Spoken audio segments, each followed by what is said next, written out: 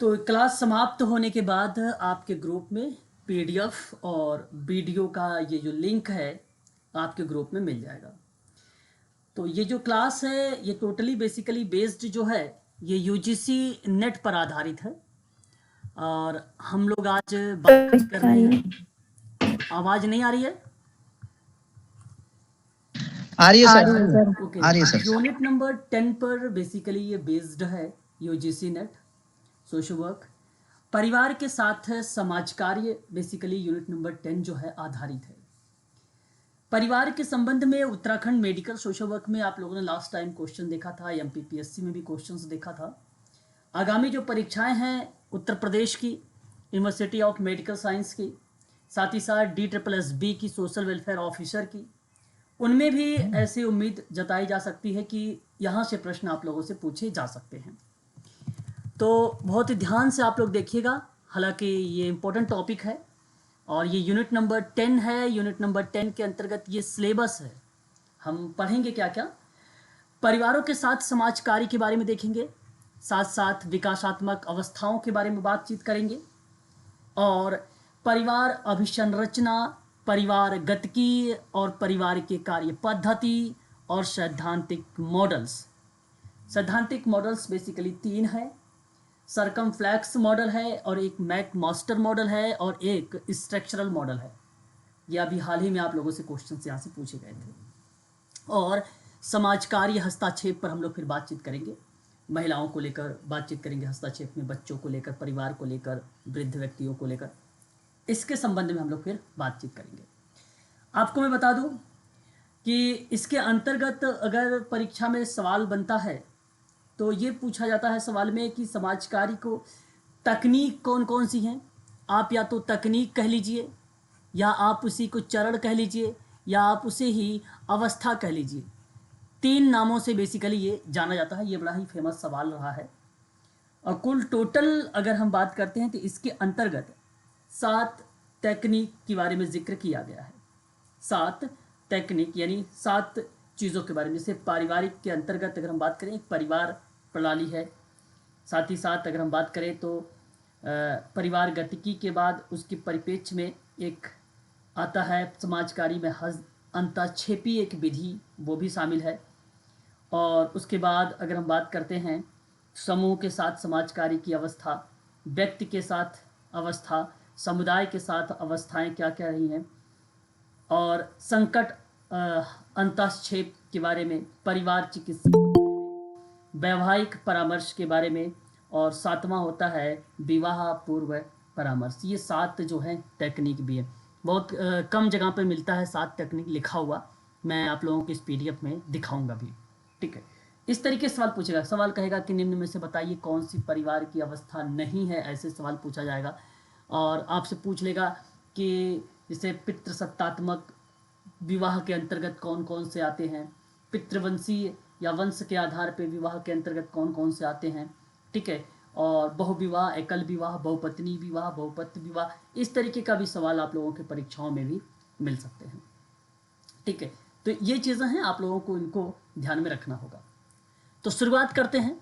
और ये सबसे पहले मैं कुछ किताबों के बारे में बताऊंगा कि अगर इस टॉपिक से अगर कोई प्रश्न बनता है अगर किताबों से, तो इन विद्वानों को मैंने मेंशन किया है, इसको भी आप थोड़ा सा देख रहिए।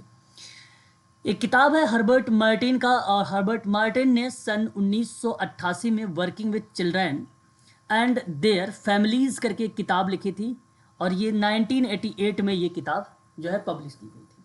हर्बर्ट मार्टिन की है, तो याद रखिएगा, ये भी इम्पॉर्टेंट है।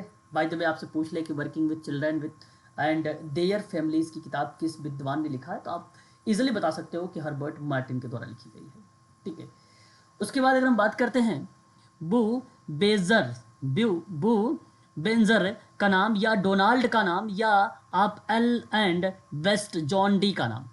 ठीक है, तो यहाँ आप बताइएगा, इसमें 3-4 विद्वानों के नाम बेसिकली मेंशन किए गए हैं। सन 1993 में काउंसलिंग कपल्स किताब थी, ये किताब पब्लिश की गई थी जो है सेज पब्लिकेशन के माध्यम से। तो अगर काउंसलिंग कपल के लेकर किताब आती है तो आप सीधा बताइएगा 1993 में डोनाल्ड का नाम आएगा। और बुबेंजर का नाम आएगा और साथ ही साथ अगर हम बात करें तो जॉन डी का नाम आएगा। तो 3 विद्वानों के नाम यहाँ पर बेसिकली मेंशन किए गए हैं। उसके बाद अगर हम बात करते हैं तो कैंपल डोनाल्ड का नाम है, और यहाँ पे अगर हम बात करें तो कैंपल डोनाल्ड जो है एड्स सन 1987 में 1987 में द फैमिली थेरेपी करके किताब लिखा था इन्होंने। मैं चाहूँगा कि आप इसे IMP के रूप में नोट करेंगे, द फैमिली थेरेपी में कैप्स का नाम और डोनाल्ड का नाम। उसके बाद जॉन एंटोनी का नाम आया था, जॉन एंटोनी सन 1994 स्किल्स ऑफ काउंसलिंग करके किताब है ये भी किताब जो है सन 1994 में पब्लिश की गई थी। ठीक है। प्रशांथम बीजे एक विद्वान है जिन्होंने 1988 में इंडियन केस स्टडी पर बात किया था, इन थेरेपेटिक काउंसलिंग पर बात की थी। ठीक है। तो ये भी किताब हमारे लिए हो सकता है पूछा जाए परीक्षाओं में। तो जो इम्पोर्टेंट लगा है मुझे यहाँ पे फैमिली को लेकर, उन विद्वानों का मैंने नाम यहाँ पे मेंशन किया और सब अपने आप में एक इम्पोर्टेंट विद्वान है। मैं चाहूँगा कि आप इसे भी ध्यान रखेंगे। उसके बाद देखिए यहाँ पे हम लोग बात कर रहे हैं परिवार के बारे में। तो आप देख सकते हैं परिवार जो शब्द फैमिली शब्द से लिया गया है। आप अगर हम बात करें तो इसका हिंदी रूपांतरण है फैमिली। प्लीज़ म्यूट रहें, पढ़ते पढ़ते आप लोग अनम्यूट हो जाते हो, है ना, तो ये अच्छी बात नहीं है। म्यूट हो जाए अनीता जी। हाँ अनीता जी म्यूट रहें प्लीज़, पढ़ते पढ़ते रहे तो आप लोग अनम्यूट हो जाते हो। अभी मैंने कोई क्वेश्चंस भी नहीं किया, अभी मैं सीधा आपको लय में लेके आ रहा हूँ पढ़ाते पढ़ाते, यानी इस चीज़ को ध्यान से सुनो। परिवार शब्द जो है अंग्रेजी भाषा का फैमिली शब्द का एक हिंदी रूपांतरण है। अंग्रेजी शब्द में इसे फैमिली कहते हैं, लैटिन भाषा में अगर हम बात करें तो इसे फैमलस कहा जाता है। तो फैमिली लैटिन भाषा से बना हुआ है, इसको फैमलस कहा जाता है, यानी फैमलस से निकाला गया है। फैमलस शब्द का अर्थ है एक ऐसे शब्द से लगाया जाता है जिसमें माता पिता, बच्चे, नौकर, आप दास भी कह सकते हो, तथा यहाँ तक कि दास भी शामिल किए गए हैं। तो फैमलस का अर्थ बेसिकली माता पिता करिए, बच्चे भी करिए, आप दास को भी यहाँ पे इसके अंतर्गत मेंशन करिए। अगर ऑप्शन में रहता है तो उसको भी आप करेक्ट करिएगा कि ये फैमलस में ये भी शब्द मेंशन होता है। पूछ सकता है कि फैमलस में कौन कौन से शब्द नहीं है, ऐसे भी सवाल दे सकता है, कौन सा शब्द नहीं है। ठीक है। तो माता पिता, बच्चे, नौकर, इनमें से चारों में से 3 ऑप्शन में रहेगा। एक मान लीजिए दादा दे दिया, ठीक है, चाचा दे दिया, चाची दे दिया, तो इस तरीके के शब्दों का आप एलिमेंट कर सकते हैं। लेकिन वास्तव में इस शाब्दिक अर्थ को बात करते हैं तो परिवार का वास्तविक अर्थ स्पष्ट नहीं हो पाता है। कारण ये है कि परिवार के साथ समाज कार्य सहायता परिवार की प्रणाली के रूप में देखने के नज़रिए पर यह आधारित है। साथ ही साथ इस व्यवसाय में एक ऐसी अनेक विधियां या कार्य नीतियां हैं जो परिवार की समस्याओं की बहुलता से निपटने के लिए प्रयोग में लाई जाती हैं। ठीक है। तो इसके संबंध में अगर हम बात करते हैं तो कहता है कि परिवार मानव समाज की एक मौलिक और आधारभूत इकाई मानी जाती है। फैमिली जो है समाज की इकाई मानी जाती है, ये बात आप सबको पता होगा, है ना। सवाल ये भी बनता है कि समाज की इकाई कौन है, तो उसमें ऑप्शन में परिवार लिखा होता है। समाज शास्त्र में तो बेसिकली बहुत ज़्यादा प्रश्न आता है इस तरीके का सवाल, तो DTPLSB के क्लास में हो सकता है आपसे ये प्रश्न बन भी जाए, है ना।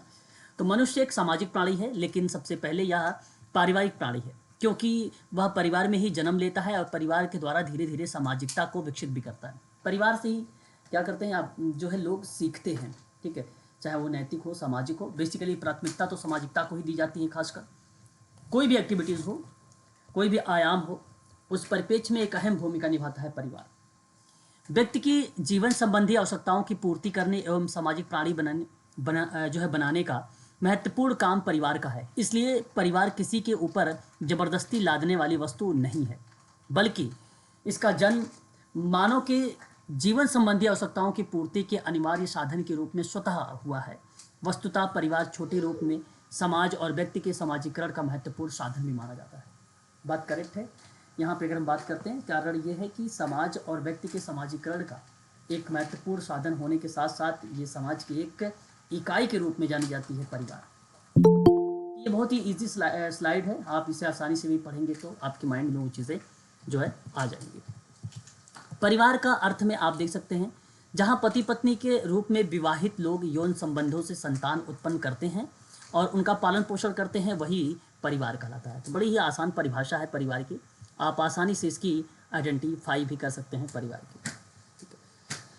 हाँ, आगे हम बात करते हैं तो इसके अंतर्गत परिवार के कुछ विद्वानों ने फैमिली को लेकर परिभाषा भी जिक्र किया है। जैसे एक विद्वान रहे मैकआइवर एंड पेज। इनका कहना था कि परिवार वह समूह है जो कि लिंग संबंध के आधार पर किया गया, काफी छोटा और जो है सर आपकी आवाज कट कट कर आ रही, क्लियर आवाज नहीं आ रही। ओके। मेरे यहाँ तो नेटवर्क उससे है, एक बार आप नहीं ठीक देखिए। है, हाँ ठीक है सर। आवाज उनके में थोड़े से नेटवर्क प्रॉब्लम हाँ, होगी एक सर। बार लेफ्ट होके दोबारा से ज्वाइन कर लीजिए। देखिए, मैकाइवर एंड पेज ने एक परिभाषा लिखते हुए परिवार की परिभाषा में बताया है कि परिवार वह समूह है जो लिंग संबंध के आधार पर किया गया, काफ़ी छोटा और अस्थाई है, कि बच्चों की उत्पत्ति और पालन पोषण करने के योग्य हैं, वही परिवार कहलाते हैं। तो इनके में कीवर्ड है छोटा और अस्थाई।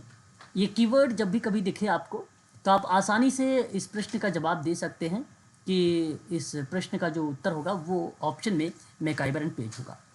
ठीक है, जब भी छोटा और अस्थाई लिखा मिले तो आपको ईजिली आप यहाँ पे कर लेना है।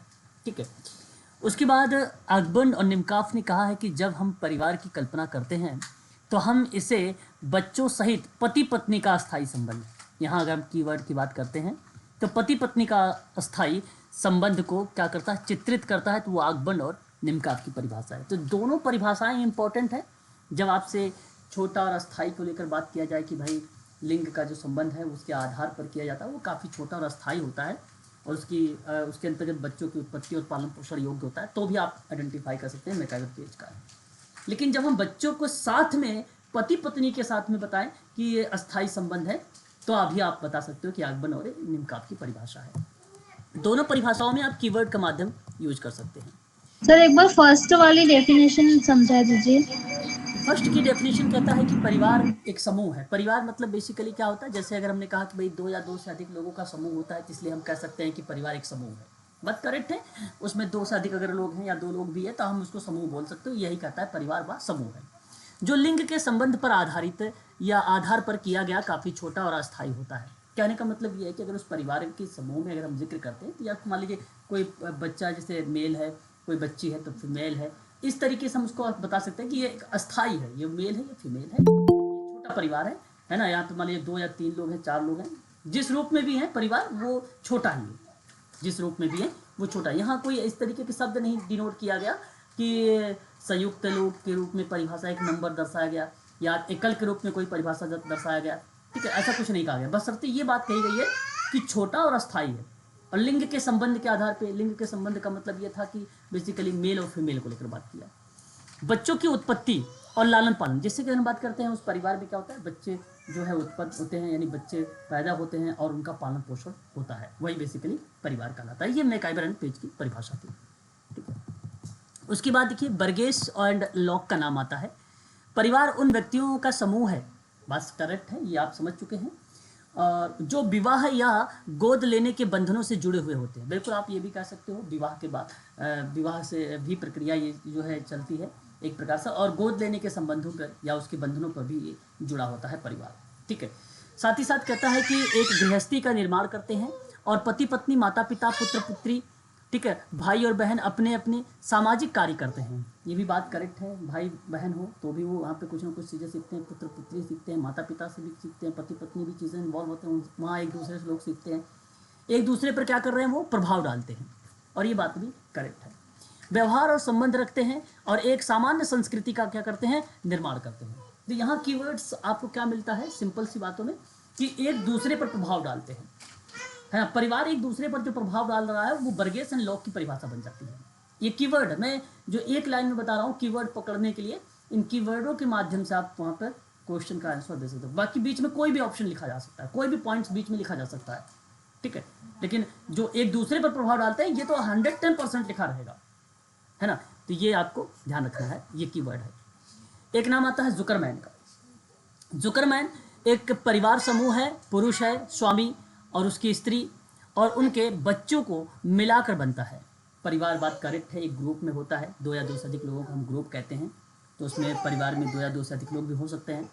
पुरुष, स्वामी, उसकी स्त्री, या मान लीजिए वो पुरुष भी उसका उस घर का जो है या मालिक हो सकता है या स्त्री भी हो सकती है, उसके बच्चों को मिलाकर बनाया भी जाता है।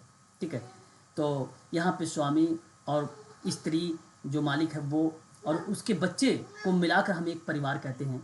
और कभी कभी एक या अधिक विवाहित बच्चे को भी हम सम्मिलित कर लेते हैं। कभी कभी ऐसा भी होता है कि अविवाहित जो पुरुष हैं उनको भी शामिल कर ले। अच्छा, इसका मतलब ये नहीं है कि अविवाहित महिलाओं को नहीं रखा गया है ना। तो यहाँ पर आप कह सकते हो कभी कभी एक या अधिक विवाहित पुरुष, ठीक है, विवाहित पुरुष, विवाहित स्त्री का मतलब ये हो जाता है कि वहाँ से वो चीज़ें चली गई हैं, ठीक है। अविवाहित बच्चे के बारे में जिक्र नहीं किया है। अविवाहित बच्चे के बारे में जिक्र करता तो थोड़ा सा अलग मीनिंग बन जाता। तो जुकरमैन ने अविवाहित के बारे में जिक्र नहीं किया, तो इनके में एक कीवर्ड बनेगा जो है वो कहेंगे विवाहित पुरुष, क्योंकि विवाहित अगर स्त्री होगी तो ये तो अपने घर से चली जाएगी, यहाँ से दूसरे के यहाँ चली जाएगी, इसलिए इसको काउंट नहीं यहाँ पे किया गया, ठीक है। तो मैं आपसे कहूँगा कि ये चीज़ आप ध्यान रखिएगा, विवाहित पुरुष, ठीक है, क्योंकि वो विवाहित जो स्त्री होगी वो काउंट नहीं होगी यहाँ पे, ठीक है। तो आगे बात करते हैं, ये जुकरमैन की परिभाषा बन जाएगी। अब देखिए, परिवार की परिभाषा के आधार पर एक निष्कर्ष निकाला है कि परिवार समूह है, ये बात आपको पता है। स्त्री और पुरुष लिंग संबंधों का परिणाम स्वरूप भी हुई है, संतानों से मिलकर बनता है, और यह प्राकृतिक परिवार की परिभाषा भी मानी जाती है। विभिन्न संस्कृतियों में प्राकृतिक समूहों के साथ अन्य कुछ सदस्य और गोद लिए जाते हैं जो रक्त के निकट संबंधी होते हैं। ये बात आपकी करेक्ट है, रक्त के संबंध होते हैं, गोद लेने वाले जो बच्चे हैं वो भी परिवार का एक भाग बन जाते हैं, जो सदस्य हैं वो भी, ठीक है। तो इन चीज़ों को एक प्रकार से परिभाषा के माध्यम से हम लोगों ने, ये जितने शब्द निष्कर्ष में देखें सारे शब्द ऊपर की परिभाषा में मेंशन की गई है। उसके बाद अगर हम बात करते हैं तो परिवार की विशेषता आती है, कुछ उसकी विशेषताएं हैं, आप उससे लक्षण भी कह सकते हैं। तो एक शब्द हमारे सामने है सार्वभौमिकता। मुझे उम्मीद है कि आप सबको पता होगा परिवार की विशेषता में सार्वभौमिकता की क्या भूमिका होती है। क्या आप बताना चाहेंगे अपने शब्दों में प्लीज, परिवार की विशेषता? सर, सार्वभौमिकता मतलब परिवार हर जगह उपलब्ध है पूरे ब्रह्मांड में, जहाँ मिलेंगे। सर, विशेषता में ये हो जाएगा कि परिवार मतलब 2 या 2 से अधिक लोग जब एक स्थान पे स्थायी निवास करते हैं। बिल्कुल बिल्कुल बिल्कुल बिल्कुल। देखिए, ये बात करेक्ट है, इसमें कोई दो राय नहीं है। और जब भी इसकी विशेषताओं पर जिक्र किया जाता है, हालांकि विशेषताएं तो कई अर्थों में उभर के हमारे सामने आती है। परिवार सभी समाजों एवं संस्कृतियों में पाया जाता है, इसलिए हम इसको कह सकते हैं कि ये सार्वभौमिकता है।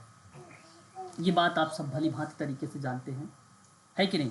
हर समाज में परिवार पाया जाता है और संस्कृतियों में भी पाया जाता है। तो मानो परिवार में ही जन्म लेता है और मृत्यु पर्यंत तक परिवार में वो रहता है, इसलिए हम इसको एक प्रकार से डेफिनेशन के रूप में प्रस्तुत करते हैं कि ये परिवार का पार्ट है कि नहीं। ये बात तो आप अच्छे तरीके से जानते हैं कि और उसमें कुछ बताने की जरूरत है नहीं। इस बात से सहमत हैं आप? जी सर, जी सर, जी सर, जी सर। अब देखिए, यही बात यहाँ पे कहा जा रहा है कि परिवार का नाम ही संस्था सार्वभौमिक है, या समिति के रूप में प्रत्येक सामाजिक संगठन में पाई जाती है। यह संस्था प्रत्येक समाज, चाहे वह किसी भी सामाजिक विकास की अवस्था में हो या पाई जाती रही हो, तो प्रत्येक मनुष्य परिवार का सदस्य रहता है और उसे भविष्य में भी रहना पड़ेगा। और परिवार संगठन केवल मनुष्य में ही नहीं बल्कि पशुओं की भी अनेक जातियों में भी पाया जाता है। तो यहाँ तो सवाल केवल परिवार की डेफिनेशन, परिवार की विशेषता से थी। तो आप यहाँ से शब्दों को एलिमेंट करके आसानी से बता सकते हैं कि परिवार सभी समाज और संस्कृतियों में पाया जाता है, पहली बात, क्योंकि यहाँ पे कहा है कि प्रत्येक सामाजिक संगठन में पाई जाती है, इसलिए हम यहाँ पे कह सकते हैं। और ये प्रत्येक सामाजिक संगठन में पाए जाने का रूप ये था बेसिकली समिति, जो भूमिका थी वो समिति की थी।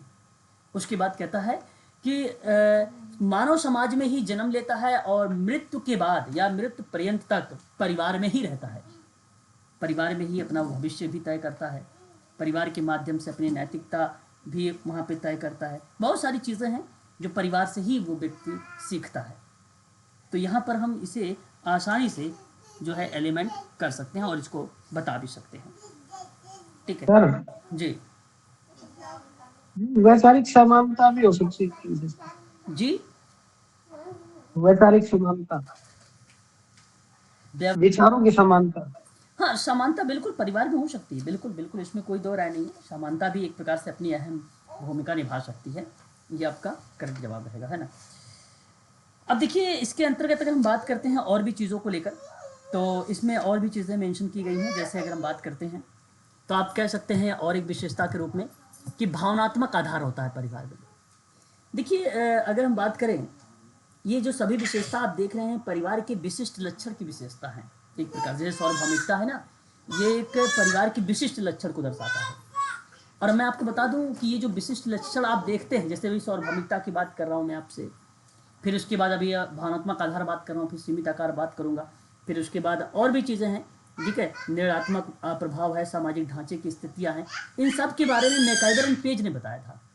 इन सब के बारे में अगर किसी विद्वान ने जिक्र किया है तो वो मैकाइवर एंड पेज के द्वारा ये जिक्र की गई है। तो ये भी चाहे तो आप विशेषता में, विशिष्ट विशेषता में आप मैकाइवर पेज का नाम मेंशन कर सकते हो। देखो, भावनात्मकता क्या होती है? परिवार मानव की भावनात्मक आवश्यकताओं की संतुष्टि करता है। प्रेम हुआ, स्नेह, त्याग, सुरक्षा आदि जो भी बातें हैं वो परिवार में पाई जाती हैं।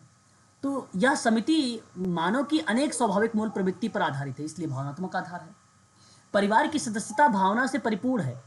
माता का प्रेम उसे बच्चे के लिए सब कुछ त्याग करने के लिए प्रेरित रहती है, और यह सब संवेदात्मक भावना के कारण ही होता है। माता और पिता में संतान की कामना की मूल प्रवृत्ति भी पाई जाती है। मूल प्रवृत्ति के साथ साथ उसमें प्रति वात्सल्य भी पाया जाता है। परिवार में बनाए रखने के लिए महत्वपूर्ण योगदान होता है। एक शब्द हमारे सामने है, वात्सल्य। क्या आप जानते हैं वात्सल्य का? स्नेह प्रेम, मतलब माता पिता का बच्चों में स्नेह होता है, प्रेम होता है, अपनत्व की भावना होती है। वात्सल्य का तात्पर्य बेसिकली जो दर्शाता है, जो एग्जाम्पल दर्शाया जाता है, वो स्नेह को ही दर्शाया जाता है, एक प्रकार से प्रेम को ही दर्शाया जाता है। तो वह स्नेह जो पिता या माता के हृदय में संतति के प्रति होता है या संतान के प्रति होता है, आप ऐसा भी कह सकते हैं, ठीक है। माता पिता का प्रेम वात्सल्य कहलाता है। दूसरा है सीमित आकार। सीमित आकार का जो तात्पर्य है, जो मीनिंग बेसिकली बताया जाता है सीमित आकार में, एक छोटा, आप ऐसा भी कह सकते हो कि परिवार का सदस्य की संख्या कम होने से है, वो भी आप कह सकते हो सीमित आकार है। आपको बता दें कि छोटे आकार के कारण ही मानव का समुचित विकास परिवार में क्या हो जाता है, संभव होता है। अब परिवार का आकार सीमित होता है, उसके सीमित होने का प्रभाव कारण प्राणी शास्त्रीय दशाएं हैं। इसका सदस्य वही सदस्य हो सकता है जो परिवार में पैदा हुआ हो, या विवाद या गोद लेने से उनमें सम्मिलित हुआ हो, या सामाजिक संगठन में या औपचारिक संगठन में परिवार सबसे छोटी इकाई मानी जाती है। विशेषता आधुनिक युग में, आज के समय में इसका आकार सीमित हो गया है, क्योंकि अब परिवार रक्त समूह में बिल्कुल अलग कर दिया गया है। आजकल पति पत्नी और बच्चे ही उसके सदस्य होते हैं। तो सीमित आकार का मतलब एकल परिवार की परिभाषा अगर आप याद कर ले तो आप आसानी से सीमित आकार भी बता सकते हैं कि एक प्रकार की विशेषता है, ठीक है। उसके बाद अगर हम बात करते हैं तो सामाजिक ढांचे पर केंद्रित जो है स्थिति है। देखिए, संपूर्ण सामाजिक ढांचे में परिवार सबसे छोटी सामाजिक इकाई है, और सभी समाजों में सामाजिक संरचना का मुख्य आधार परिवार ही है। तो परिवार ही व्यक्तियों को एक व्यापक या बड़े समाज में भाग लेने के लिए तैयार करती है। ऐसा आप कह सकते हो कि परिवार सामाजिक ढांचे में केंद्रीय स्थिति में है, और यह सामाजिक संगठन की एक प्रमुख इकाई है। संपूर्ण सामाजिक ढांचा परिवार पर आधारित है। परिवार से अन्य सामाजिक संगठनों का भी विकास होता है, बात करेक्ट है। और संपूर्ण समाज की जो संरचना है, उन संपूर्ण समाज की संरचना में परिवार सबसे छोटी इकाई मानी जाती है। सभी समाज में सामाजिक संरचना का मुख्य आधार जो माना जाता है वो परिवार ही है, परिवार ही है। और परिवार ही व्यक्ति को एक बड़े समाज में भाग लेने के लिए क्या करता है, तैयार करता है लोगों को, या लोगों मतलब ये है कि परिवार के सदस्यों को, आप ऐसा कर सकते हो। एक है सामाजिकरण। सामाजिकरण भी एक प्रकार से एक अहम भूमिका निभाता है। सामाजिकरण शब्द बड़ी ही आसान शब्द है, आप आसानी से इसको आइडेंटिफाई भी कर सकते हो। सामाजिकरण की संस्था परिवार की रचनात्मक प्रभाव भी होता है, और मनुष्य या प्रथम सामाजिक पर्यावरण, सर्वप्रथम मनुष्य इसी समिति में अपना समाजीकरण करता है, और मनुष्य पर जो संस्कार बचपन में पड़ जाते हैं वह अमिट रहते हैं, मतलब एक प्रकार से अडिग रहना या किसी चीज़ पर अटल रहना या वो चीज़ें बनी रहना।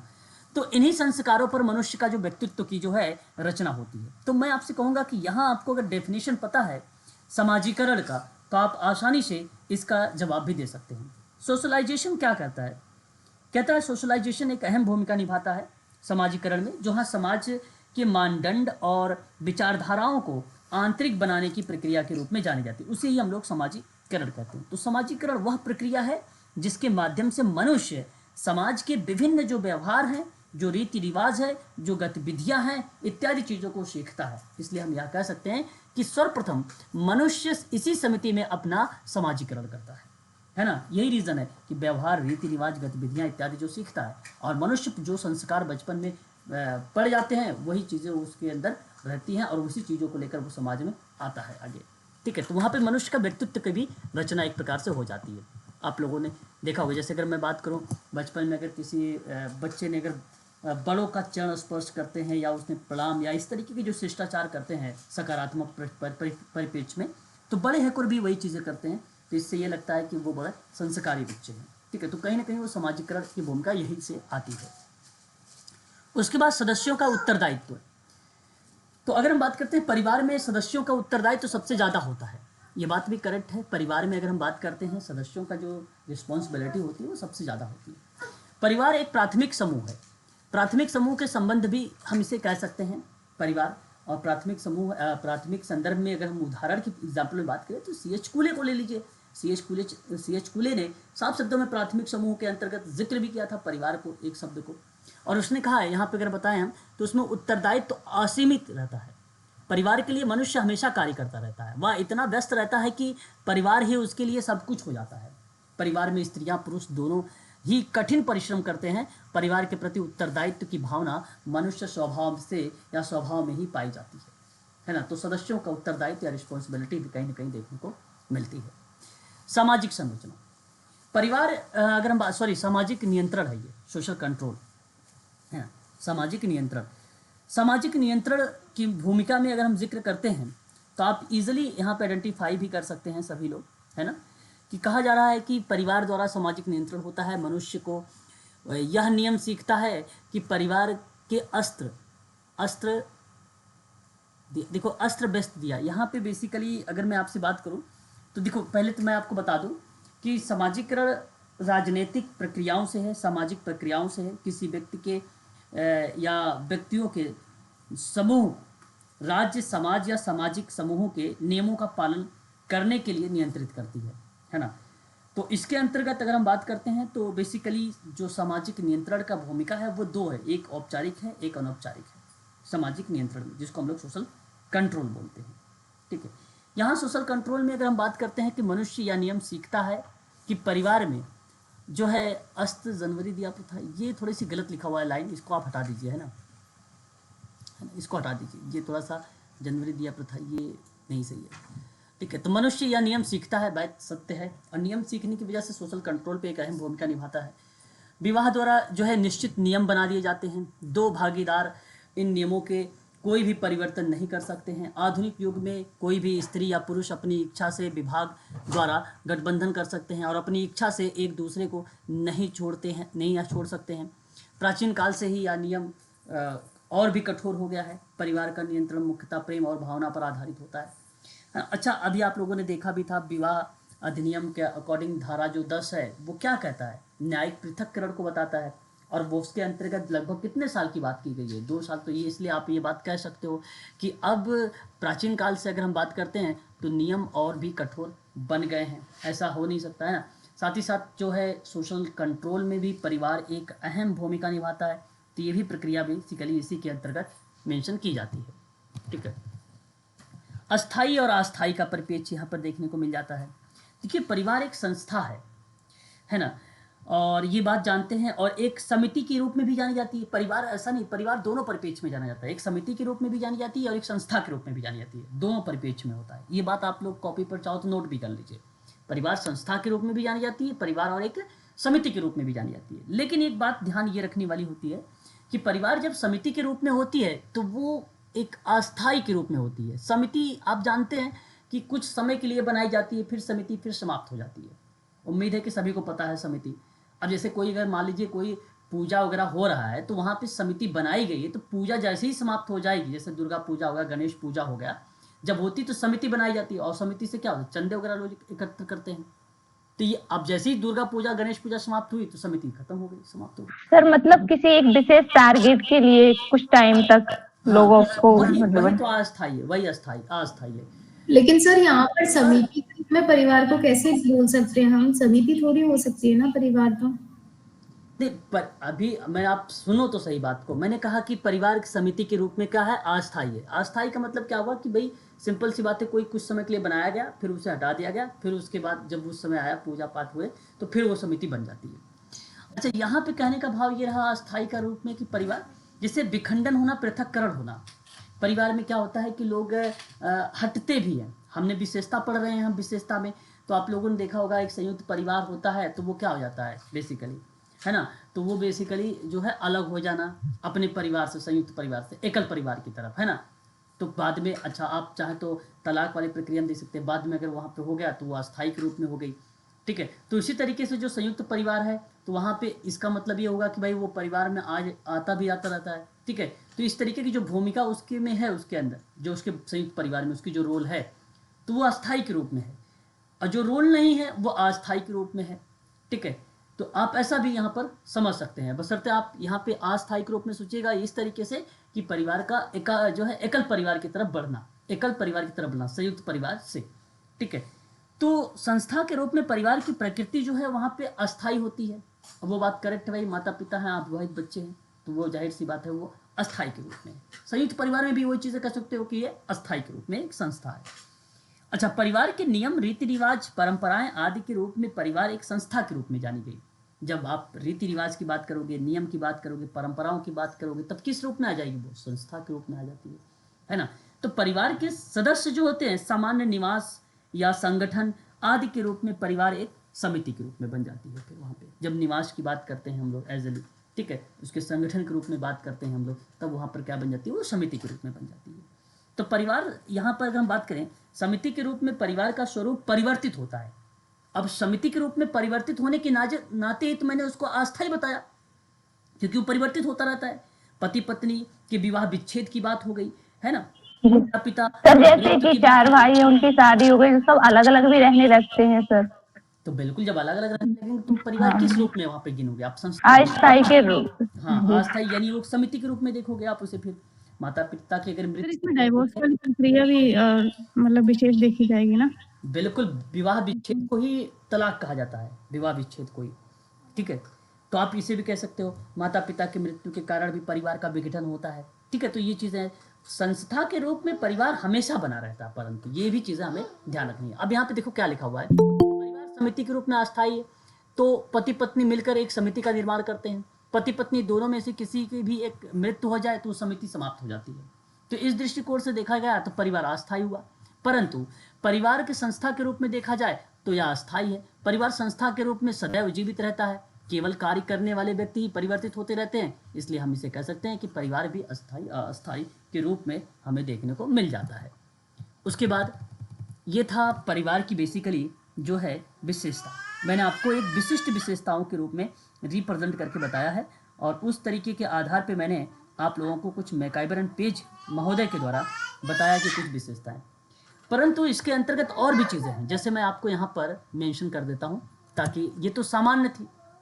बाय द वे अगर आपको सामने आ जाए कि भाई सॉरी विशिष्ट थी, अगर आपसे पूछ लिया जाए भाई सामान्य, तो सामान्य के परिप्रेक्ष्य में किस तरीके से आप इसको डिनोट करेंगे, तो मैं उसे भी एक बार आप लोगों को बता देता हूँ क्या क्या चीज़ें उसके अंतर्गत आती है, ठीक है। तो प्लीज़ इसको भी थोड़ा सा, सवाल इससे परीक्षाओं में बनाए गए हैं, ऐसा नहीं कि सवाल नहीं बनाए गए हैं विशेषताओं से भी परीक्षाओं में जो है सवाल आए हैं, ठीक है। तो इसलिए मैं आपसे सब नोट करिएगा।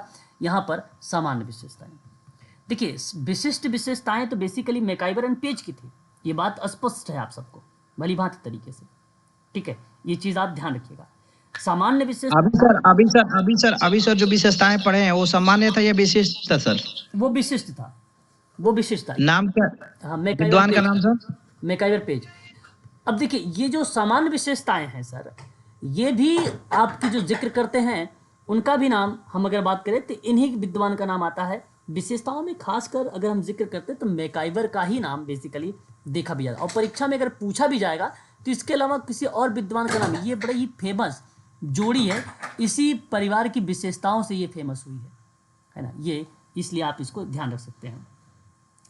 आपको बता दूं इस समान विशेषताओं में किन किन चीज़ों को लेकर इन्होंने जिक्र किया है, तो कॉपी पेन साथ में रखिएगा। जैसे अगर मैं आपसे एक बात करूं तो एक शब्द इन्होंने जोड़ा था यौन संबंध, है ना, यौन संबंध। ठीक है, तो ये आप जानते हैं भली भांति तरीके से कि यौन संबंध की स्थापना विवाह के द्वारा ही होती है। एक विवाह हो, बहुपति विवाह हो, है ना, बहुपत्नी विवाह हो, आदि बहुत सारे भी आप आगे देखेंगे, पढ़ेंगे। तो विभिन्न जो स्वरूप हैं ये समाज में पाए जाते हैं, इसलिए हम इसको कह सकते हैं कि ये यौन संबंध पर बेस्ड है। तो ये पहली पॉइंट है। दूसरी पॉइंट की बात करते हैं, तो जैसे अगर मैं बात करूं नामकरण को लेकर, नामकरण को लेकर, नामकरण कह लीजिए या आप वंश परंपरा कह लीजिए या आप वंश परंपरा कह लीजिए, ठीक है, इनकी बात। तो ये एक प्रत्येक परिवार की एक जो है व्यवस्थित नामावली होती है, जैसे कि माता पिता, है ना, पिता पुत्री आदि जो है ये बेसिकली क्या होते हैं कि वंश क्रम के रूप में रिप्रेजेंट होते हैं। तो वंश के आधार पे जैसे मैंने अगर आपसे बात करूं तो वहाँ पे जैसे पितृवंशी, अब पितृवंशी का मतलब क्या होता है कि पिता के नाम से चलने वाला परिवार पितृवंशी हो जाएगा। तो आप इसमें भी आप इसको मेंशन कर सकते हैं, पितृवंशी।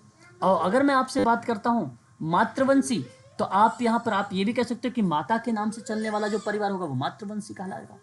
ठीक है, तो प्रत्येक परिवार की एक व्यवस्थित नामावली होती है, और नामावली के अंतर्गत हम बात करते हैं तो वहाँ पे ये चीज़ें कह सकते हैं कि माता पिता या पिता पुत्री, ठीक है, या आप माता पुत्र या पुत्र माता, इस तरीके के शब्दों को रिलेट करते हैं तो उसको हम नाम से बोलते हैं। ये एक प्रकार से नामकरण के आधार पर है। एक अगर हम बात करते हैं आर्थिक व्यवस्था, अब देखिए आर्थिक व्यवस्था किस तरीके से परिवार की व्यवस्था परिवार की विशेषता हो सकती है। देखिए बेसिकली क्या है कि प्रत्येक परिवार में अपने सदस्यों की जो भौतिक आवश्यकताएं होती हैं, उन भौतिक आवश्यकताओं की पूर्ति के लिए एक आर्थिक व्यवस्था होती है। संतानों का पालन पोषण इसी के द्वारा ही होता है, इसलिए हम इसको कहते हैं कि यह आर्थिक व्यवस्था है। ठीक है, ये आर्थिक व्यवस्था है। उसके बाद एक सामान्य निवास होता है।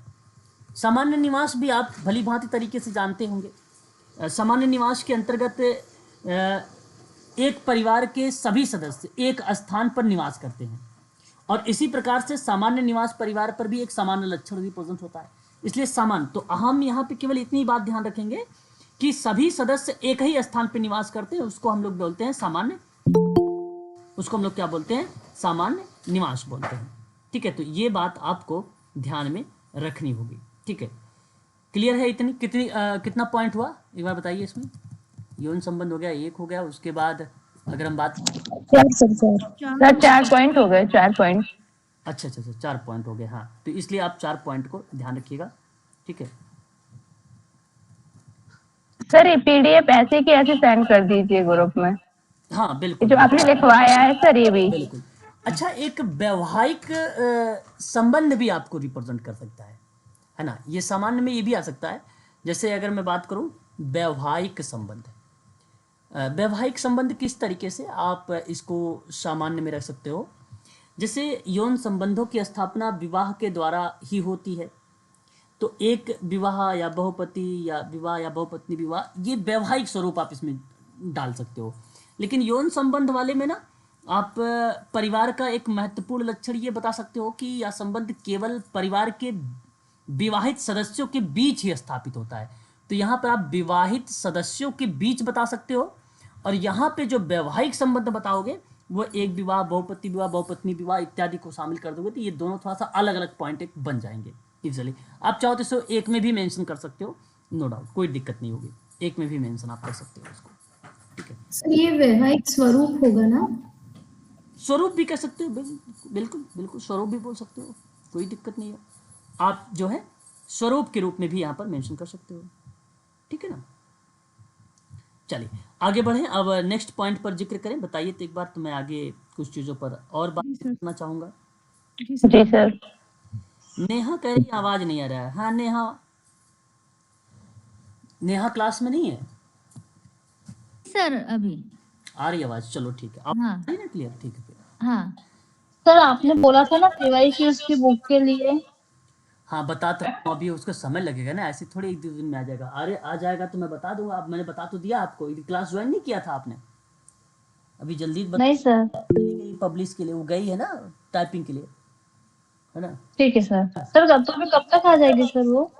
अब देखिए, अब जल्द ही शायद वो पहली बार देंगे हम लोगों को, एक पीडीएफ जैसी तैयार हो जाएगा, हम आपको शेयर करेंगे, वो पीडीएफ देंगे चेक करने के लिए, रीचेक करने के लिए, तो हम आपको शेयर करेंगे। ठीक है ठीक है ठीक है। Okay sir. सर एक यहाँ पे सर मेरे पॉइंट था सर, विशिष्ट परिवार और सामान्य परिवार किसको बोलेंगे सर? देखिए, विशिष्ट परिवार में आप अगर मेंशन करना चाहते हैं तो आप इजीली इस तरीके से मेंशन करिए, भावनात्मक आधार, जहां आप बाहर जिस तरीके का आप एक आंतरिक चीज़ें पढ़ते हैं, एक बाह्य चीज़ें पढ़ते हैं, तो बाह्य को रिलेट करके सोचिए, जैसे सीमित आकार है, भावनात्मक आकार है, सार्वभौमिकता है ना, जो सर इसमें ऐसा बोल सकते हैं, मतलब जो संयुक्त परिवार है वो विशिष्ट के अंतर्गत, तो जो एकल परिवार है वो सामान्य के नहीं नहीं नहीं अंतर्गत। नहीं, ऐसा नहीं ऐसा नहीं ऐसा नहीं ऐसा नहीं ऐसा नहीं ऐसा सर। नहीं। जैसे आप विशिष्ट को ये कह सकते हो, जैसे नियम वगैरह हो गए, ठीक है, नियम हो गए, अस्थाई अस्थाई हो गए, है ना, सदस्यों का रिस्पॉन्सिबिलिटी, जैसे आप आकार दे रहे हो किसी चीज़ को, मतलब आप कहीं ना कहीं ये चीज़ें पढ़ रहे हो, देखो बाहर से जैसे परिवार का कहीं ना कहीं वो निर्माण हो रहा है, कुछ ऐसा चीज़ें लग रही है, उभर के आ रही है। बिल्कुल सर, लेकिन जिसमें हाँ, नियम और ये लेकिन सब कुछ रूल्स के अकॉर्डिंग होता है, हाँ और सामान्य में हम मान सकते हैं जो आजकल लिविंग में रहते हैं। हाँ, जैसे आप यहाँ पे आप सामान्य में ये चीज़ें देख सकते हो, यौन संबंध रिलेट हो रहा है, वैवाहिक संबंध है, वंश परंपरा रिलेट हो रही है, आर्थिक चीज़ें रिलेट हो रही है ना, तो इस तरीके से आप निवास वगैरह को प्रस्तुत कर सकते हैं कि ये प्रकार से वो है कोई सर एक तो ये सर प्रॉपर। ये सर यहाँ पे यौन संबंध है, आर्थिक व्यवस्था है और वैवाहिक संबंध है, ये तो विशिष्ट में भी उसके भी तो कैरेक्टरिस्टिक है सर ये। आप समझ नहीं रहे हो सिराज, मेरी बात। आप मतलब नहीं सर मैं की बता रहे हैं, जी जी बोलिए सर मेरा बोलिए। कहने का मतलब सिंपल है ये कि आप यहाँ कोई ऐसी आइडेंटिफिकेशंस नहीं बताएगी कि आप सामान्य को ये, लेकिन आपको मैं एक चीज़ बता रहा हूँ, जैसे आपने दो चीज़ें पढ़ी हैं किसी चीज़ में, जैसे आप पढ़ते हो ना कि एक आंतरिक पढ़ते हो, एक बाह्य पढ़ते हो, कोई एक आंतरिक और एक बाह्य, तो मैं एक एग्जाम्पल दे रहा हूँ, जैसे आप आंतरिक चीज़ें जो पढ़ते हो उसको आप विशिष्ट के रूप में ध्यान में रखिए। अब जैसे मुझे ये लग रहा है कि यौन संबंध, जैसे कोई सी परिवार की एक शुरुआत हो रही है, जैसे यौन संबंध से क्या होता है, परिवार का शुरुआत होने की बात हो रही है। वैवाहिक की बात करते हैं तो इसे हमें सोचना पड़ता है, मैं एक मीनिंग बता रहा हूँ इसको समझाने का अपने शब्दों में।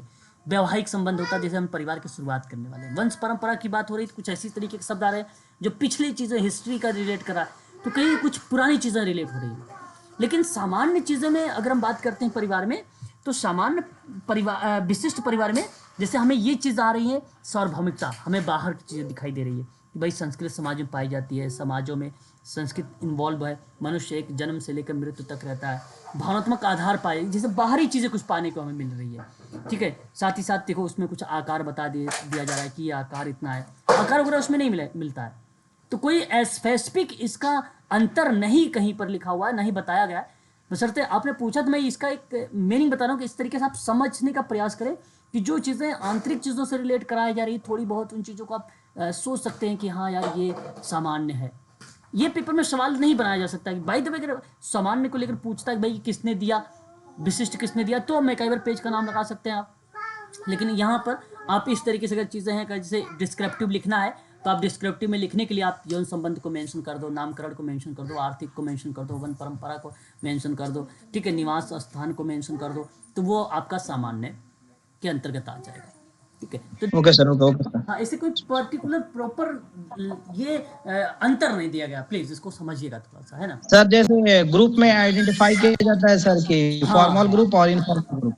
हाँ, उसी तरीके से, हाँ आप उसी तरीके से कह सकते हैं, जैसे औपचारिक होता है, अनौपचारिक होता है ना, तो औपचारिकता में आप सामान्य को रख लीजिए, अनौपचारिकता को आप विशिष्ट में कर लीजिए, है ना, तो उसके आधार पर थोड़ा सा सोचिए, इस तरीके से वो चीजें बन सकती हैं। ठीक है, थैंक यू सर। हाँ, परिवार के मतलब कार्य है, गहराई में सवाल नहीं पूछेगा ना? नहीं ऐसा कुछ नहीं कि आप बताइए मुझे सामान्य का लक्षण कौन सा है, ये तो मैं पढ़ा रहा हूँ वहाँ पे, तो ये सारी चीज़ें बताना चाहिए ना हम लोगों को, कि ऑलरेडी है कि अगर बाय द वे डिस्क्रिप्टिव लिखना आ गया यूपीपीएससी में मेंस वाले में, या आप किसी में और जगह पर अगर आप एमएसडब्ल्यू वगैरह कर रहे हैं तो वहाँ पे लिखने के लिए आएगा, तो आप ऐसे में हेडिंग डाल के लिख सकते हो कि ये सामान्य या विशिष्ट है। अब एग्जामिनर रहेगा तो चेक करेगा डिस्क्रिप्टिव में, हाँ भाई बंदे को मालूम है ये सारी चीज़ें, तो आप इजीली आइडेंटिफाई कर सकता है। उसके बाद देखिए परिवार का कुछ कार्य है, यहाँ पर उसके इंपॉर्टेंस दिए गए हैं, है ना। अब देखिए अगर मैं आपसे बात करूं तो यहाँ पे देखिए कार्य उसके क्या है, इंपॉर्टेंस क्या क्या है। परिवार समाज की आधारभूत इकाई है, ये बात मैं कई बार आपको पिछले भी बता चुका हूँ। मानव अनेक आविष्कार किए हैं, परंतु आज तक वही ऐसी कोई भी अवस्था या व्यवस्था नहीं कर पाया है कि जिससे परिवार एक स्थान ले सके। कहने का मतलब यह है, सिंपल सी बात है कि सिंपल चीज़ समझिए कि समाज की एक इकाई के रूप में जाना जाता है, और मानव ने अनेक आविष्कार किए हैं। लेकिन कोई पर्टिकुलर ऐसी व्यवस्था नहीं बनाई कि आप इस तरीके से आप कहो कि परिवार का यह स्थान है, ये चीज़ें हैं, ये परिवार है। ऐसा कोई पर्टिकुलर किसी विद्वान ने नहीं बताया। इसलिए कहा जाता है कि परिवार की परिभाषा करना या परिभाषित करना बड़ा कठिन हो जाता है। इसका मूल कारण है परिवार के द्वारा किए गए जो है कार्य अन्य संघ या संस्थाएं द्वारा करने में असमर्थ। और हम यहाँ परिवार के कार्य के संक्षेप में अगर उल्लेख करते हैं तो उसके कार्यों पर। अब देखिए कार्य क्या है, अब इस चीज़ को भी थोड़ा सा फोकस करिएगा आप सभी लोग कि परिवार के कार्य के अंतर्गत के बारे में जिक्र होती है। तो देखिए जैसे अगर मैं आपसे बात करूँ एक सिंपल शब्दों में तो आप कह सकते हो कि प्राणी शास्त्रीय कार्य है ना। और ये प्राणी शास्त्रीय कार्य जो मैं जिक्र कर रहा हूँ आपसे, ये परिवार का ही कार्य है, ये जो है परिवार के ही कार्य हैं। अब देखिए परिवार प्राणी शास्त्रीय कार्य के अंतर्गत कुछ चीज़ों को रिप्रेजेंट करता है। जैसे अगर मैं बात करूँ तो यौन इच्छा की पूर्ति होती है। देखो परिवार का प्रथम कार्य स्त्री पुरुष की यौन इच्छा की पूर्ति करना है ना। ये प्राणी शास्त्री के अकॉर्डिंग है कार्य। अभी हम बात करेंगे, एक दूसरा भी आता है प्राणी शास्त्री के अकॉर्डिंग बताया गया, क्योंकि यौन इच्छा के संबंध स्त्री पुरुष के यौन इच्छा की पूर्ति करना। यह सत्य है कि व्यक्ति परिवार के बाहर भी अपना या अपनी काम इच्छा की पूर्ति कर सकता है, लेकिन उसका यह कार्य पूर्णतः असामाजिक माना जाएगा, है ना। विवाह के द्वारा ही समाज स्त्री पुरुष के यौन संबंधों को सामाजिक स्वीकृति प्रदान करता है। और ये बात आप भली भांति से जानते हैं। तो यहाँ आप ये कह सकते हो कि मानव आधारभूत आवश्यकताएं यौन संतुष्टि से महत्वपूर्ण है। परिवार युवा समूह है और जहाँ मानव समाज द्वारा स्वीकृति विधि से व्यक्ति अपनी यौन इच्छा की पूर्ति करता है। कोई भी समाज यौन संबंध स्थापित करने की नियमित और स्वतंत्रता नहीं दी जा सकती है। नियमित स्वतंत्रता का मतलब होता है किसी व्यक्ति पर बेस्ड कर रहा है, और वो बेसिकली असामाजिकता माना जाएगा। और यौन संबंध के परिणाम स्वरूप संतानों की उत्पत्ति होती है, नातेदार व्यवस्था जन्म लेती है, पदाधिकारी एवं उत्तराधिकारी एवं वंशानाम व्यवस्थाएं भी इसी से जुड़ी हुई होती हैं, क्योंकि ये चीज़ें बेसिकली रिलेट करती है यौन इच्छा की पूर्ति पर। तो ये भी आपको ध्यान रखना है। ये तो पहला पॉइंट था। इसी के अंतर्गत प्राणी शास्त्री के अकॉर्डिंग हम बात करते हैं तो संतानों उत्पत्ति भी होती है। देखिए संतान की कामना करना प्रत्येक स्त्री पुरुष के लिए एक स्वाभाविक है, ये बात आप सब जानते हैं। परिवार मनुष्य की इस जन्मजात इच्छा को पूरा करता है। पति पत्नी के यौन संबंधों की स्थापना के बाद संतान की उत्पत्ति होती है और विवाह और परिवार के संस्थाओं के दायरे से ही ये उत्पन्न होता है। तो संतान को वैध संतान भी माना जाता है। तो हम यहाँ पे अगर हम बात करें, देखो संतान का लालन पालन या जन्म के समय शिशु पूर्णतः अबोध होता है ना। और अगर हम बात करें तो उसकी पालन पोषण और भरण पोषण का कार्य परिवार ही करता है। यदि परिवार द्वारा बालक की उपेक्षा की जाए तो उसकी मृत्यु तक हो सकती है। परिवार का कार्य केवल प्रजनन अथवा संतानोत्पत्ति ही नहीं होती है, बल्कि संतान का पालन पोषण भी होता है। तो यहाँ देखो क्या लिखा हुआ है, कह रहा है कि यौन संतुष्टि एक क्रिया के रूप में ही समाप्त नहीं होती है, इसका परिणाम संतानोत्पत्ति के रूप में होता है। मानव समाज में निरंतरता बनाए रखने के लिए आवश्यक है कि मृत्यु को प्राप्त करने वाली संस्थाओं का स्थान नवीन सदस्यों द्वारा भरा हुआ या द्वारा भरा जाए। तो परिवार ही समाज के लिए महत्वपूर्ण कार्य को निभाता है। परिवार के बाहर भी संतान उत्पत्ति हो सकती है, किंतु कोई भी समाज अवैध संतानों को स्वीकार नहीं करेगा। वैध संतानों को ही पदाधिकार और उत्तराधिकार भी प्राप्त हुआ है। आप पिछले भी चीज़ों को देख चुके हैं सभी लोग, है ना। तो ये चीज़ें देखने को हमें मिलती है। ठीक है, तो आप केवल इतनी बातें यहाँ पर ध्यान रखें, बस इसमें कुछ खास नहीं थी। इसमें केवल इतनी बातें मेंशन की गई है कि संतान की कामना करना प्रत्येक स्त्री पुरुष का एक स्वाभाविक रूप है, ये आप जानते हैं। परिवार मनुष्य की ही इस जन्मजात इच्छा को पूरा करता है। पति पत्नी यौन संबंधों की स्थापना के बाद संतान की उत्पत्ति होती है, बेसिकली यही उसका कार्य है। उसके बाद अगर हम बात करते हैं प्रजाति की निरंतरता। देखिए प्रजाति की निरंतरता किस तरीके से प्रस्तुत हो रही है, ये तीसरा पार्ट है ना। ये प्राणी शास्त्री का तीसरा पार्ट है। परिवार ने ही मानव जाति को अमर बनाया है। मृत्यु और अमृत्यु, ठीक है, अमृत्यु का संगम स्थल है। नई पीढ़ी को जन्म लेकर परिवार ने मानव की स्थिरता एवं निरंतरता को बनाए रखना, गुड्डे एंड हार्ट एक शब्द लिखते हैं कि परिवार मानव की प्राणी शास्त्रीय आवश्यकताओं के लिए पर्याप्त व्यवस्था ना करे तो समाज समाप्त हो जाएगा। इनकी बड़ी ही आसान परिभाषा होती है, आप इजीली नोट कर सकते हैं जी। जो लास्ट स्लाइड थी ना, उसमें एक लाइन लिखी है, वो किसके पर्सपेक्टिव में है, थोड़ा सा वो बता दीजिए। कौन सी लाइन? लास्ट स्लाइड जो है ना, कहाँ? हाँ ये वाली, इसमें जो ये लाइन लिखी है ना कि कोई भी समाज यौन संबंध स्थापित करने की नियमित एवं स्वतंत्रता नहीं देती, ये किसके पर्सपेक्टिव में दिया हुआ है? देखिए, ये कोई पर्सपेक्टिव बात नहीं की गई है यहाँ पे कि किसने कहा कि कोई भी समाज यौन संबंध स्थापित करने के लिए नियमित संस्था या नियमित यौन स्वतंत्रता। ये लिविंग, मेरा मतलब ये कि लिविंग वालों के लिए है ना ये, क्योंकि अच्छा, परिवार में मीनिंग पूछ रहे हैं। ये हाँ सब देखिए, था। हाँ मतलब मीनिंग आप पूछ रहे हो, मैं सोचा आप ये पूछ रहे हो कि डेफिनेशन किसने दिया है। ये नहीं देखो, यौन संबंध या स्थापित करने के लिए नियमित और स्वतंत्रता नहीं दे सकता है, बिल्कुल। अब देखो यही चीजें आप कह सकते हो, बिल्कुल लिविंग रिलेशनशिप वाली जो प्रक्रिया होती है, बिल्कुल करेक्ट। तो ये चीजें नहीं मिलेगी प्राथमिकता, है ना, तो वही चीजें हैं। ठीक है ना, समझ गए आप?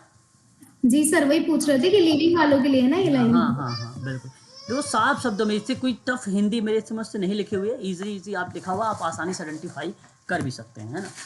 उसके बाद देखिए, एक कार्य यहाँ पर और आ रहा है, वो है शारीरिक के आधार पर, है ना, उसको शारीरिक कार्य कहते हैं। परिवार में बहुत सारे वैसे कार्य बेसिकली मेंशन की गई हैं। तो यहाँ पे देखो, शारीरिक जो है शिक्षा दी गई है, पहला पॉइंट। परिवार अपने सदस्यों को शारीरिक संरक्षण प्रदान करता है, ये बात करेक्ट है। वृद्धावस्था, बीमारी, दुर्घटना, असहाय अवस्था, अपाहिज, है ना, ये चीज़ें आप ध्यान रख सकते हैं। ठीक है, आदि को व्यवस्था में परिवार ही अपने सदस्यों को सेवा करता है, तो ये बेसिकली शारीरिक शिक्षा आ जाएगा। बच्चों का पालन पोषण है, इस समय में बच्चों का पालन पोषण परिवार द्वारा ही किया जाता है। वर्तमान समय में शिशु के पालन पोषण के लिए अनेक संगठन का निर्माण किया गया है, किंतु भावनात्मक पर्यावरण बच्चों के विकास के लिए आवश्यक है, यह केवल परिवार ही प्रदान कर सकता है। अभी आपने ऊपर भी देखा था, है ना, कि एक अहम भूमिका निभाता है परिवार, और बहुत सारी चीज़ें जो है सीखने को मिलती भी है परिवार को, है ना। इसलिए आप शारीरिक चीज़ों को भी यहाँ पर मेंशन कर सकते हैं। ठीक है, क्लियर है इतनी बातें? तो एक बार बताइए, और भी चीज़ें पढ़ेंगे। जी सर क्लियर है। ये बड़े आसान शब्दों में है ना। उसके बाद देखिए, भोजन का प्रबंध करना। परिवार अपने सदस्यों के शारीरिक अस्तित्व के लिए भोजन की व्यवस्था करता है। आदिकाल से ही अपने सदस्यों के लिए भोजन जुटाना परिवार का प्रमुख कार्य है, आप लोग भी यही चीज़ें करते हैं। फिर उसके बाद देखिए, निवास एवं वस्त्र की व्यवस्था करना। परिवार अपने सदस्यों के लिए निवास की व्यवस्था करता है। घर ही वह स्थान है जहाँ जाकर मानव पूर्ण शांति प्राप्त करता है। सर्दी, गर्मी, वर्षा से रक्षा के लिए परिवार ही अपने सदस्यों के लिए वस्त्र और स्थान का प्रदान करता है। इसलिए आप कह सकते हो कि निवास एवं स्थान या वस्त्र की जो है व्यवस्था भी करता है परिवार। उसके बाद एक आर्थिक कार्य रिप्रेजेंट किया गया है। आर्थिक भी इंपॉर्टेंट है। आर्थिक कार्य परिवार के लिए किए गए प्रमुख आर्थिक कार्यों को बेसिकली रिप्रेजेंट करता है। इसमें कई पार्ट आते हैं, जैसे श्रम विभाजन भी आप यहाँ पर मेंशन कर सकते थे, व्यावसायिक प्रशिक्षण भी मेंशन कर सकते हैं आप, उत्पादन की प्रेरणा भी मेंशन कर सकते हैं, या उत्पादन इकाई भी मेंशन कर सकते हैं। आर्थिक क्रियाओं का केंद्रण या उत्तराधिकार का निश्चय, बेसिकली उत्तराधिकार का निर्धारण या कह लीजिए, या उत्तराधिकार का निश्चय कर लीजिए। कहने का मतलब परिवार में संपत्ति के उत्तराधिकार का भी निश्चय होना है, क्योंकि घर विभाजन या गृह विभाजन किस प्रकार का हो यह निश्चय परिवार में ही होता है। तो इसका मतलब यही है कि प्रत्येक समाज में संपत्ति एवं पदों की पुरानी पीढ़ी द्वारा नई पीढ़ी को देने की व्यवस्था पाई जाती है। पितृ सत्तात्मक परिवार में उत्तराधिकार पित्ताशय पुत्र को प्राप्त है, जबकि मातृ सत्तात्मक परिवार में माता से पुत्री या मामा से भांजे को है ना। तो ये बेसिकली उत्तराधिकार का निर्धारण भी आर्थिक कार्य के ही अंतर्गत आता है। उसके बाद अगर हम बात करते हैं तो एक शब्द आता है उत्पादन की इकाई। आप उत्पादन की इकाई में कह सकते हैं कि परिवार अपने सदस्यों की आर्थिक उत्पादन की प्रेरणा भी प्रदान करता है ना। और प्रत्येक परिवार जो होता है वो प्रत्येक सदस्य परिवार की देशी को सुधारने हेतु कुछ ना कुछ आर्थिक उत्पादन की भी चेष्टा करता है। तो यहाँ ये है कि परिवार उपभोग और उत्पादन की इकाई है। आदिकाल से समाजों में ही अधिकांश उत्पादन का कार्य परिवार के द्वारा ही किया जाता है। मानव समाज के आदिम अवस्थाओं में, जैसे शिकार करना हो गया, पशुपालन हो गया, कृषि अवस्थाएं हो गई, ये सब परिवार द्वारा ही संपूर्ण उत्पादन के कार्य माने जाते हैं। श्रम विभाजन देखिए मेंशन किया गया है। परिवार के श्रम विभाजन में सबसे सरल रूप है, हाँ, सरल रूप यही है श्रम विभाजन। अच्छा, अगर मैं आपसे बात करूं श्रम विभाजन में, तो परिवार का प्रत्येक सदस्य अपनी योग्यता और क्षमता जो है लिंग और आयु के आधार पर अपना अपना कार्य करता है। पिता द्वारा प्रायः जो है धनोपार्जन की बात होती है, तो माता घर में खाने पीने और सफाई आदि का प्रबंध करती है।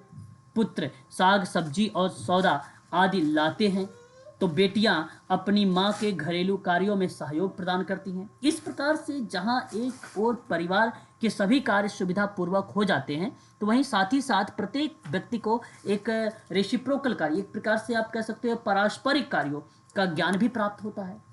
तो यहाँ विभाजन बताता है कि श्रम विभाजन सबसे सरल रूप देखा जा सकता है कि स्त्री पुरुष बच्चों के बीच में कार्य का विभाजन है। तो परिवार के कार्य के विभाजन के आधार पर यौन और आयु दोनों है।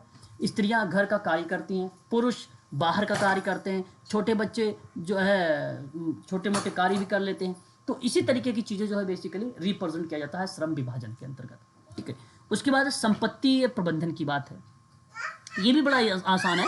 संपत्ति प्रबंधन के बारे में अगर हम बात करते हैं तो कहता है कि अर्थव्यवस्था के द्वारा ही वह जो है वह आय प्राप्त करता है। आय का मतलब इनकम, यहाँ पे आय है। ठीक है, आय इनकम। और परिवार की गरीबी और समृद्धि का पता जो है आय से ही ज्ञात हो जाता है। अपनी आय को परिवार कैसे खर्च करेगा वह भी परिवार का मुखिया ही तय करेगा। प्रत्येक परिवार के पास जो है जमीन है, जेवर है, सोना चांदी, औजार, पशु, दुकान आदि के रूप में चलन और अचलन संपत्ति के रूप में देखने को मिल जाती है। तो इसको हम लोग संपत्ति मैनेजमेंट या संपत्ति प्रबंधन के बारे में देखते हैं। ठीक है, तो बहुत सारी चीज़ें इसके अंतर्गत आती हैं। ठीक है, व्यावसायिक प्रशिक्षण भी इसके अंतर्गत आ जाता है। वही चीज़ें आपने भी जो मेंशन किया है पीछे, है ना, तो ये सारी चीज़ें इसके अंतर्गत। उसके बाद देखिए एक धार्मिक कार्य आता है। धार्मिक कार्य किस तरीके से रिप्रेजेंट होता है? जैसे परिवार वह स्थल है जहाँ अनेक धार्मिक और आध्यात्मिक चीज़ें होती हैं, है ना, और आध्यात्मिक बातों की प्रति एक प्रकार से पृष्ठभूमि तैयार करती है। तो परिवार के जो समस्त सदस्य हैं सामान्य रीति से ईश्वर की उपासना करते हैं। छोटे छोटे बालक अपने माता पिता से कहानियाँ सुनकर ईश्वर और अध्यापक संबंधी ज्ञान प्राप्त करते हैं, है कि नहीं। माता पिता के धार्मिक आचरण और बच्चों को जो है एक प्रकार से प्रभावित करते हैं और वे अनुकरण भी उन्हीं का करते हैं। ठीक है, तो